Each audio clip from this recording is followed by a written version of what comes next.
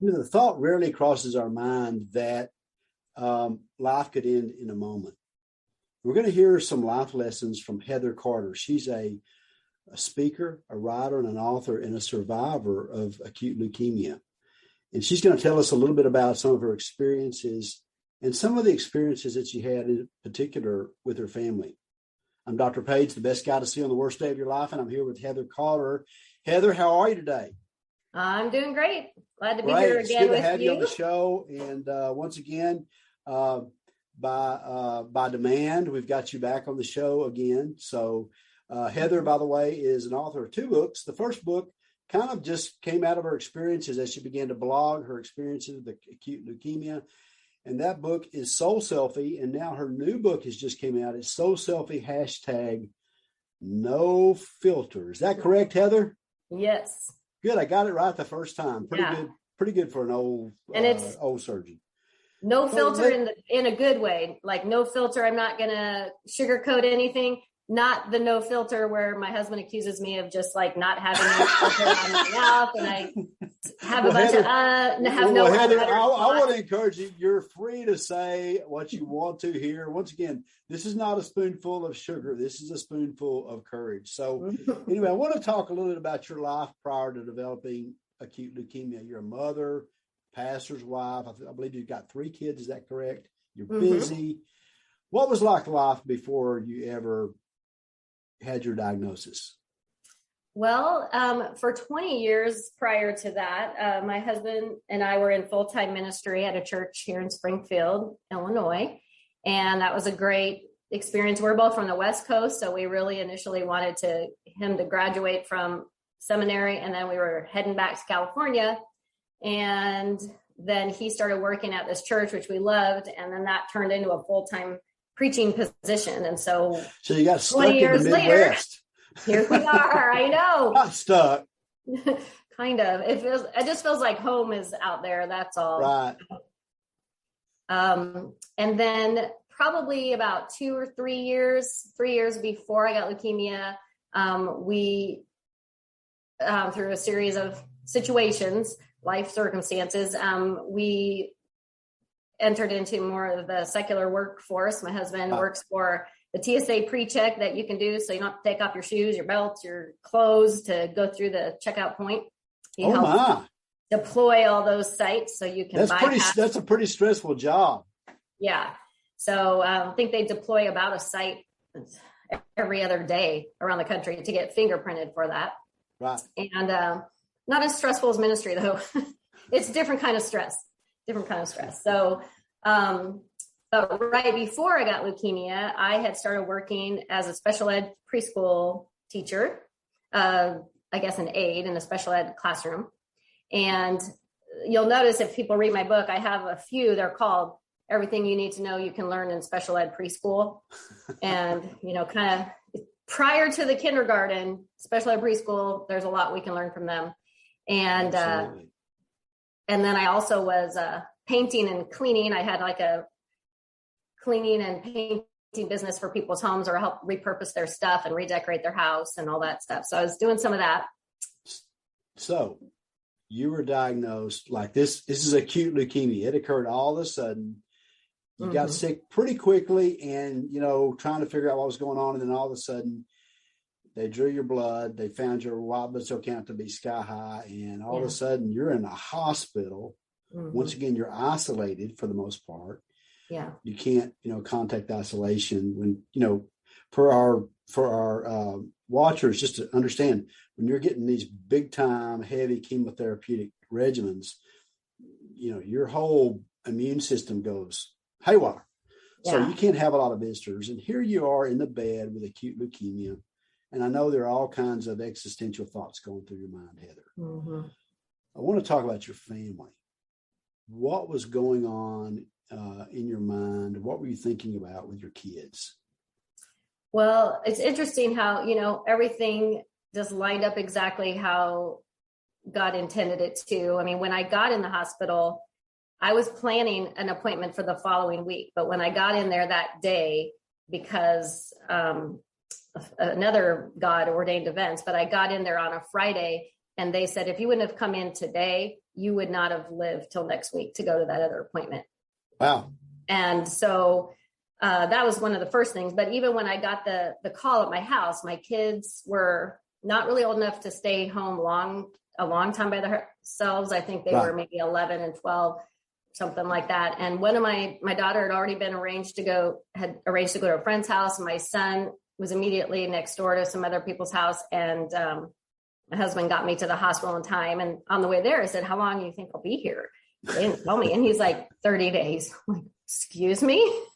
Said, that's the standard regimen for, it's like time stopped when you heard that, didn't it? Yes. And so we sat in that room and we were just stunned. Yeah.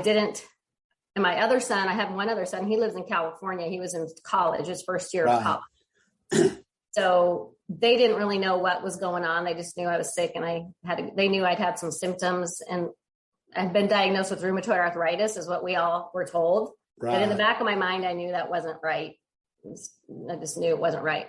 So, but just in there, the shock of it was overwhelming. But one of the really poignant things I remember were one of my nurses in particular coming in and just sitting with us and rubbing my back and crying with us because we were crying. And she said, it's going to be okay. It's just a blip on the screen. It's all going to work out. We're going to get through it, but she's seen this dozens of times, I'm sure. She still sat with us and cried with us. And I still remember, how comforting that was. There was someone there to say, it's okay. We're going to walk with you. It's going to be okay. Don't you think that's such a good thing when you're going through a difficult circumstance? Everybody wants to come and fix everything. And I'm a fixer. So, I always have advice to give, but often the thing that encourages you the most is having that person just to come alongside you and just be with you. Sounds like that's what that nurse did there for you. So once again, what would you say to a sick person with kids who's going through an acute crisis that, there's a lot of uncertainty, there's a lot of fear, there's a lot of kind of overwhelming feelings? What would be your spoonful of courage for them, Heather? Well, I'd say if they're not in the crisis yet, there's a couple different answers. One would be is if you're not there yet, to start now to create some community. Because one of the things I talked about at this retreat I was doing this weekend, I said, you have to cultivate community before the catastrophe because you're going to need people. But if you haven't cultivated those relationships, we almost took a job in Nevada prior to this situation happening. Wow. And I remember I was really upset when we did not move. And I couldn't figure out why God would present it to the last minute. And then I felt like he kind of ripped the rug out from under us.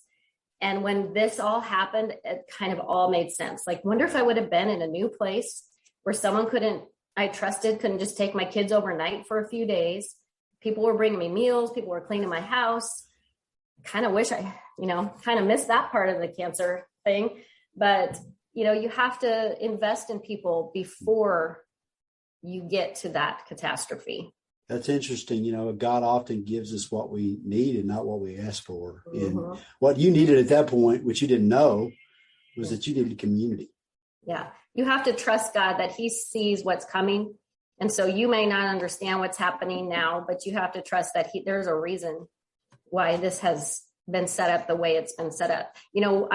I'm also a realtor now as my financial job. And one of the things that happened is I got my license 2 months before I got cancer. In fact, this is a cool story. I just closed. I sold a house to a guy right away when I got my license. And then I didn't get to even close on it with him because I had leukemia before that even happened. So within 30 days. And last week I closed on, he bought another house and I got to go to the closing. And it was kind of like God took it full circle, my very first person, and coming back around and being able to show up to that closing was really awesome. That's a pretty good feeling, isn't it? Yeah. But prior to that, when I first started at first, again, I was I see a pattern here with me, but I was kind of frustrated with God because I just got my license, and why would you let me do this and then just make me have leukemia? What was the whole point? And then I remembered the letters. And when you become a realtor for the first time, apparently they encourage you to write 100 handwritten letters to people that you know and tell them what you're doing. So even though we had left our church a couple of years before, it was hard.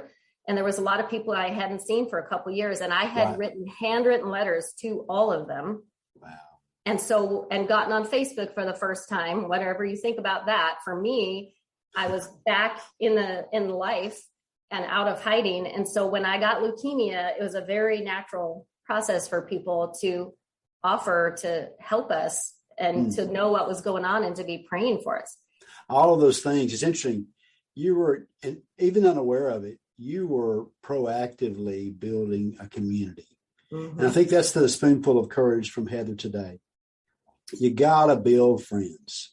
Mm-hmm. We need friends to journey with us through our crisis and through our challenging circumstances. We're here today with Heather Carter.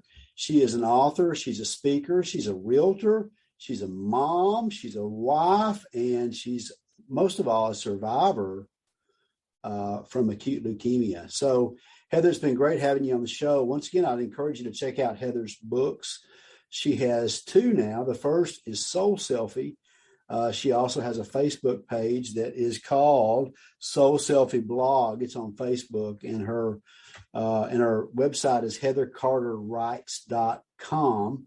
Second book after Soul Selfie is Soul Selfie #No Filter. So check it out on Amazon, and when you get the book, please give Heather a review. And we're going to see you on the next segment of A Spoonful of Courage. We're here with Heather Carter.